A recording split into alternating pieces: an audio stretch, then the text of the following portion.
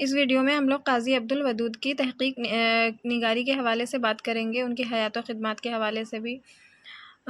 ایک اہم محقق ہے قاضی عبدالودود، نام ان کا تھا قاضی عبدالودود۔ پیدائش ان کی ہوئی ہے 1896 عیسوی میں بہار میں۔ وفات جو ہوئی ہے 1984 عیسوی میں ہوئی ہے۔ قاضی عبدالودود انگلستان کب گئے تھے؟ تو 1923 عیسوی میں انگلستان گئے تھے۔ انگلستان سے معاشیات میں اعلیٰ تعلیم حاصل کرنے کے بعد بیرسٹری بھی پاس کیا تھا انہوں نے۔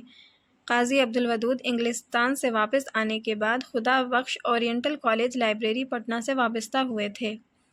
قاضی عبدالودود نے حافظ محمود شیرانی کی روایت کو آگے بڑھایا،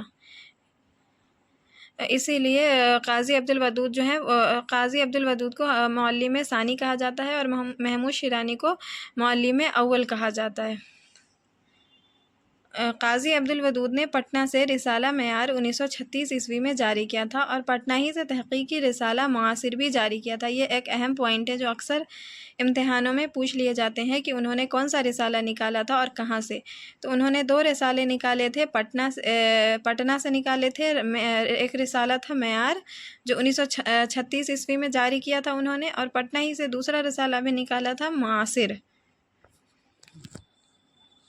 اب ہم ان کی تصانیف کے حوالے سے بات کریں گے۔ قاضی عبدالودود کی تصانیف: غالب بحیثیت محقق، معاصر غالب، غالب کا فرضی استاد، تبصرہ فرہنگ غالب، محمد حسین آزاد بحیثیت محقق،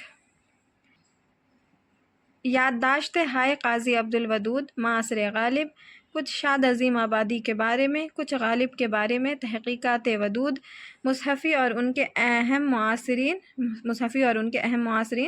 فرہنگ آصفیہ پر تبصرہ، کچھ ابوالکلام آزاد کے بارے میں، زبان شناسی، اردو ادب میں ادبی تحقیق کے بارے میں، اردو شعر و ادب چند مطالعے، فارسی شعر و ادب چند مطالعے، ان کی اہم تصانیف ہے۔